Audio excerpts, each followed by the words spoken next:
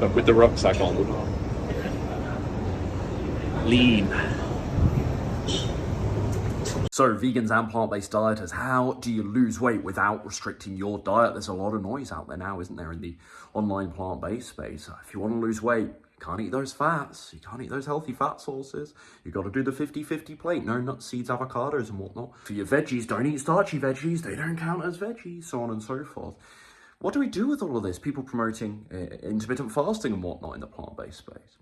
That could be a restriction that you don't necessarily want to follow. How do you do it then? Well, there's all these rules. Look, I'm already eliminating animal products. I'm already eating healthy whole foods. And now you're giving me another restriction to place on my diet, another limitation. How do you actually lose weight without doing this? It's quite simple. By understanding that the critical point, the driving force of weight loss is calories.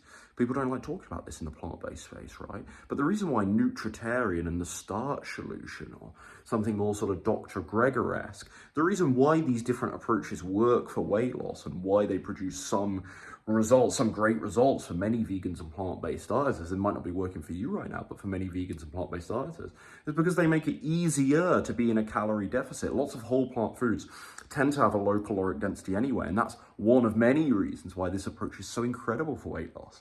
Combine that with the amazing fiber content in many plant foods. Fiber, as many of you know, really important for helping you feel fuller for longer. Well, you've got your winning formula. That's your golden ticket for weight loss, right?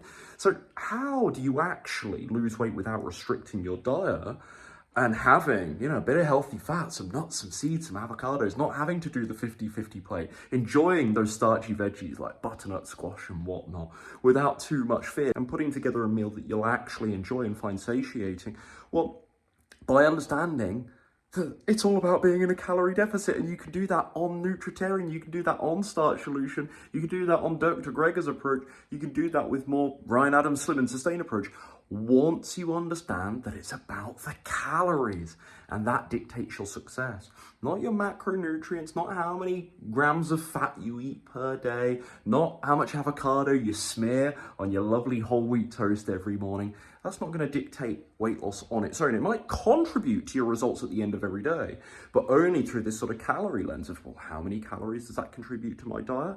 Remember, we lose body fat when our body can't find the calories being metabolized to use as energy, and it goes to those fat stores, releasing some of that stored body fat to use as fuel.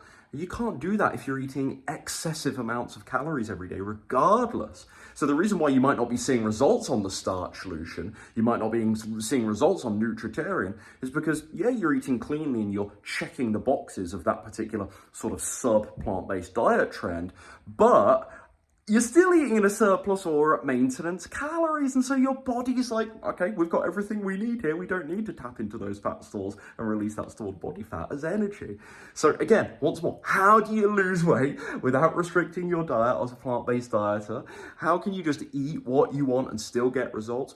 By understanding this whole calorie deficit argument, which the whole of the weight loss world seems to, generally speaking, universally understand. There aren't too many people denying this anymore, but in the plant-based space, talking about calories has sadly almost become, excuse me as I take a seat here in my lovely bed, has almost become kind of taboo, right, for one reason or another. And I have theories as to why that is, and I won't get into those here. That's a whole nother video. How do you ensure that you are in a calorie deficit without tracking your calories? Well, feedback from the scale, right? The scale will tell you, hey, am I there or thereabouts? That's a telltale sign that you're in a calorie deficit. You're actually losing weight. So I would say if you're losing the ballpark of 1 to 2 pounds per week, and of course there are exceptions to this, but for most of you watching this, if you're losing 1 to 2 pounds per week, well, that's pretty decent feedback that you are, most days in a calorie deficit, that you're doing it relatively consistently. If you're not losing weight, or in fact, if you're gaining weight over the course of a week, don't judge it over a couple of days, that's not enough time. But let's say over the course of 7 to 10 days, if you're actually gaining weight or you're just maintaining, well, that's pretty reasonable feedback. That's pretty concrete feedback that you're not in a calorie deficit, or certainly not consistently enough. And that's how you lose weight without tracking your calories. And if you aren't losing weight without tracking your calories, all you have to do is just slightly pull back on the more calorie dense plant foods and increase your volume of things like fruits and veggies, so that overall, you can maintain decently large portions, but actually reduce your calories slightly, and then test that for something like 7 to 10 days. And again, the scale is what provides the feedback here. The other alternative, of course, is that you actually track your calories, which is a far more precise way to do things, but it is tedious.